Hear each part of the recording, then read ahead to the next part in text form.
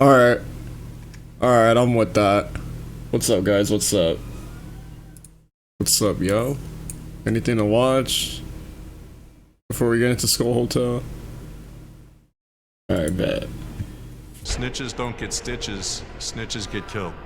This is ADX Florence. Here, silence isn't a choice, it's a weapon. I think what I'm most concerned about is just snapping one day. Just going off. Time doesn't just pass, it breaks people. And survival isn't about fending off violent attacks. It's about surviving your own demons. Serial killers, terrorists, drug lords, and spies are all locked away inside this concrete labyrinth. Many of them serving life sentences with no hope of release, no possibility of parole, and no meaningful human contact. Why were group activities banned at ADX? What terrifying scene did the guards discover in this inmate's cell? And why exactly has this place faced so much backlash and protest? Stick around to find Surviving ADX Florence, America's Toughest Prison. That's the name of this video. out as we dive into the dark secrets behind America's toughest prison. Let's rewind to the early 1990s. The United States federal prison system was under siege. Where the fuck else am Not I from gonna outside go? threats, but from within. That's what I'll be like Violent most assaults on familiar guards were with. skyrocketing. Inmates were organizing from behind bars. Gang leaders, terrorists, and mobsters were treating prison as just another headquarters. I gotta, like, The do my Bureau of own Prisons shit needed a somehow. solution. Not just better locks or more guards, but a facility that could isolate dangerous individuals entirely. No contact with staff, no influence over other inmates, and no chance to conspire. Its solution was ADX Florence, an administrative maximum security prison opened in 1995 and built into the harsh Colorado desert. While technically part of a larger correctional complex, ADX stands apart, physically and philosophically. Unlike other federal prisons, ADX wasn't designed to rehabilitate.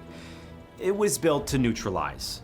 Some of the most infamous criminals in modern American history are or have been housed at ADX. You've got Ted Kaczynski, better known as the Unabomber, Ramzi Youssef, the mastermind behind the 1993 World Trade Center bombing, Richard Reed, the so-called shoe bomber, Dzhokhar Tsarnaev, the Boston Marathon bomber, and how to survive regular, Joaquin El Chapo Guzman, the Mexican drug kingpin responsible for countless deaths and multiple prison escapes, until he ended up here. No one has ever escaped from ADX Florence, and that's by design. The perimeter is a maze of razor wire and guard towers. Inside, the prison is laced with surveillance That's a good list of cameras, names. motion detectors, thermal imaging sensors, Holy fuck. and pressure-sensitive floors. The hallways are intentionally curved so that no one can see too far ahead or around a corner. Every movement, every word, and every flicker of activity is monitored. We have hundreds of night vision cameras, hundreds of gates that are electronic. We can live time monitor over 50 languages. The doors open only from a central control room. Out of over 300 guards, none of them carry keys. Inmates are moved one at a time through a strict choreographed system that eliminates any and all interaction. Now, picture this. You've just arrived. You're stripped of your clothes, your belongings, your name, everything but your thoughts. You walk through several layers of security. You pass guards who don't speak, and the weight of the walls close in around you. Finally, you're led to your new home. A 7 by 12 foot cell with a concrete bed, a desk, a metal toilet, and sink. Oh, and a tiny vertical slit in the wall that's angled just enough so you can't see the mountains surrounding the prison. Just a sliver of light to let you know another day has passed.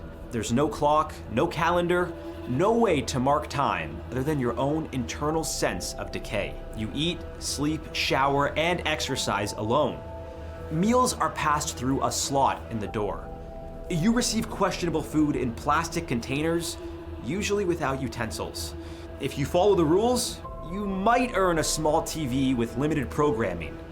Mostly religious broadcasts, educational content, or prison-approved news. You might get books, but nothing that shows you the outside world. Nothing that makes you feel connected to anything or anyone. Your 1 hour of outdoor recreation happens in a concrete enclosure with a grate overhead. You breathe air, maybe feel the sun on your face, but you're still alone. You just have to be alone with your thoughts and toss and turn till the morning. For 2 years, I never got a full night's sleep. This intense level of isolation wasn't always the case.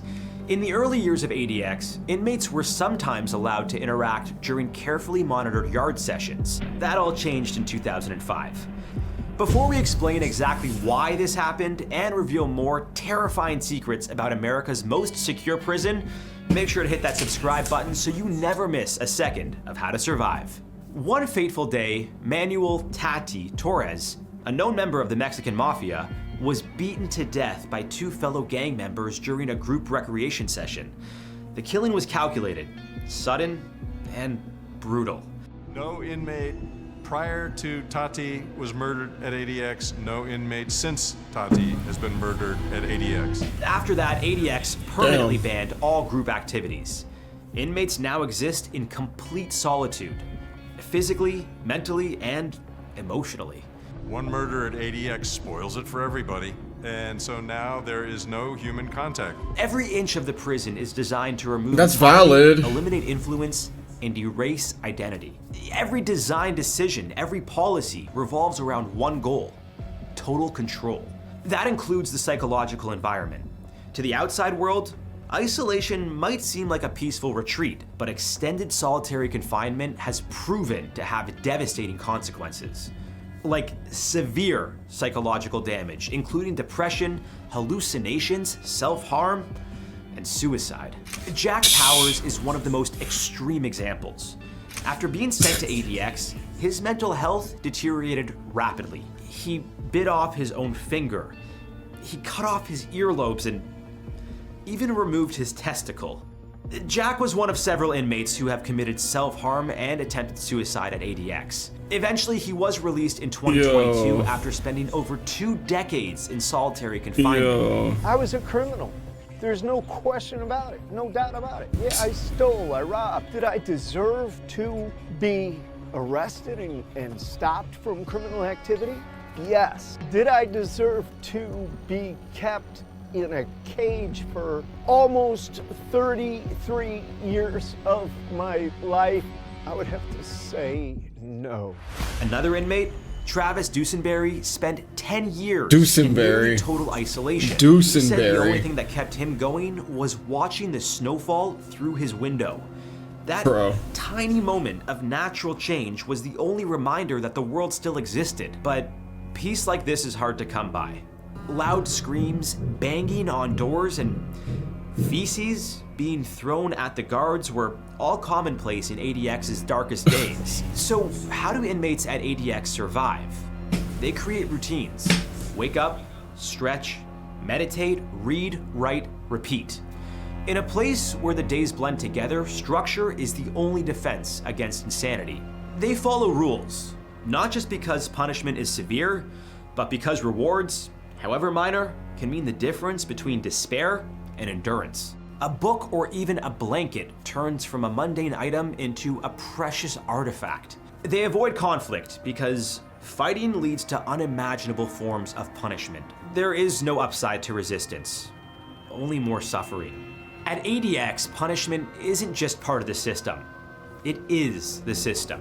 Inmates like Manuel Rodriguez and Mohamed Salameh have both been strapped into restraint chairs for minor altercations involving the guards. The guards have an absurd amount of power over the prisoners. From restricting food and hygiene privileges to literal torture, they've abused the system, and the inmates have almost always paid the price.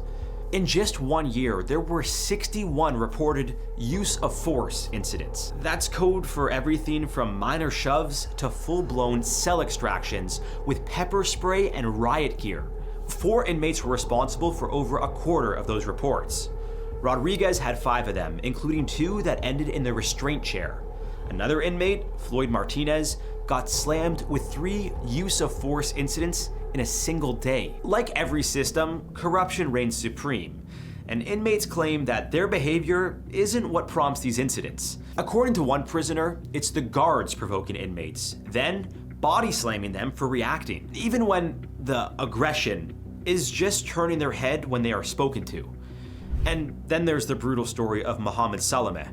After going on a 34-day hunger strike, Salameh says he was force-fed over 200 times.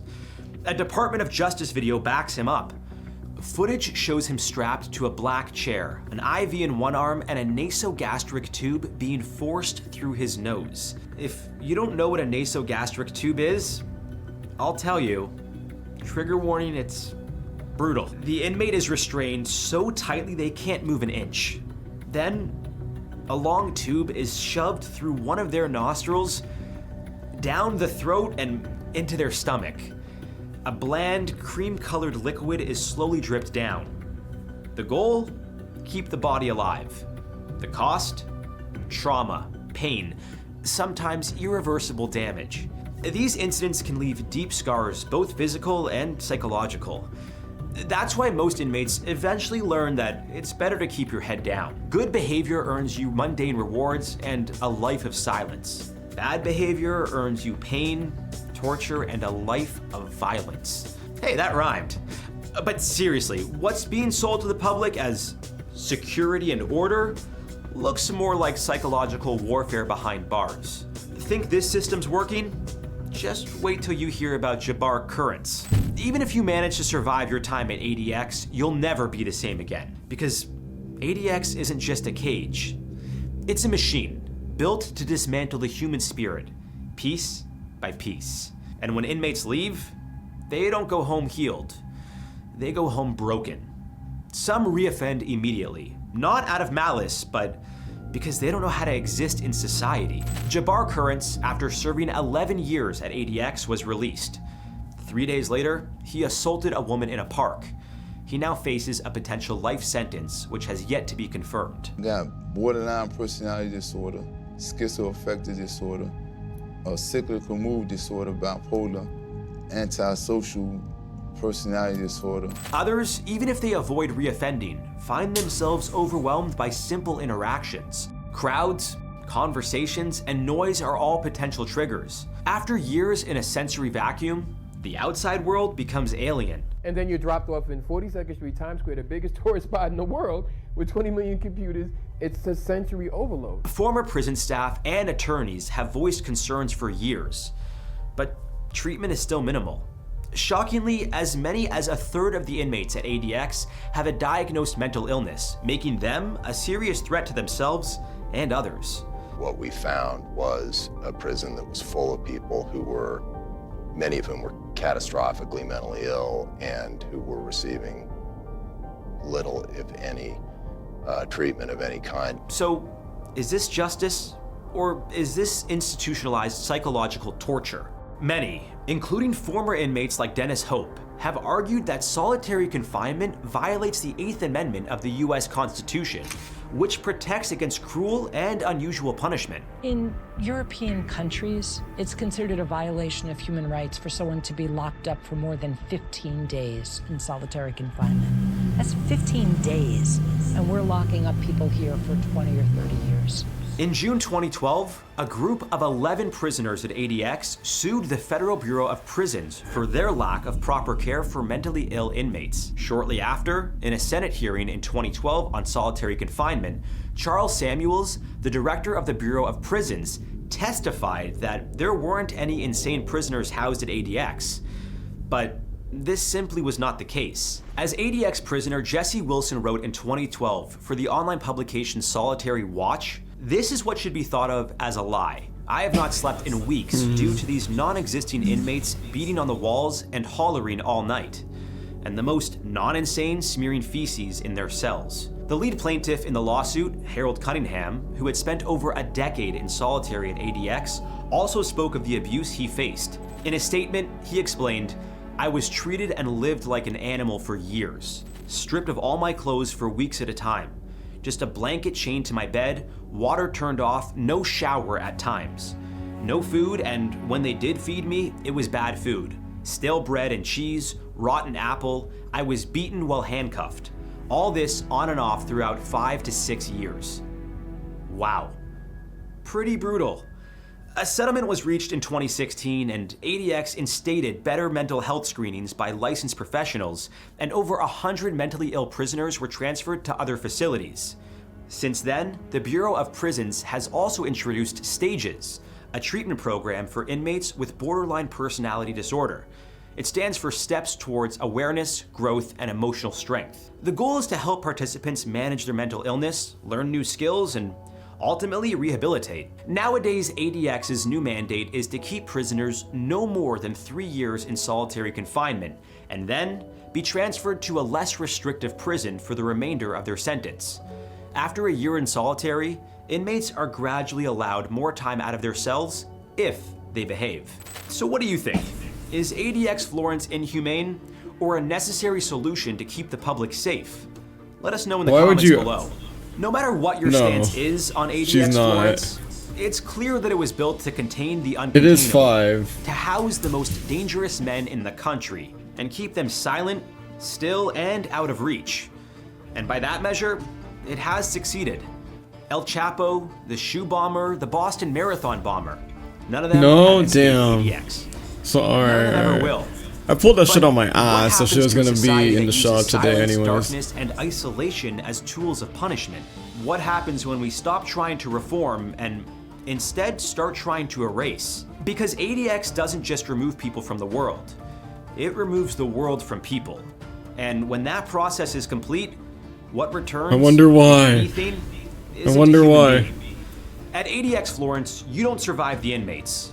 You survive yourself. And that's what makes it one of the most sinister, most effective, and most terrifying institutions in America.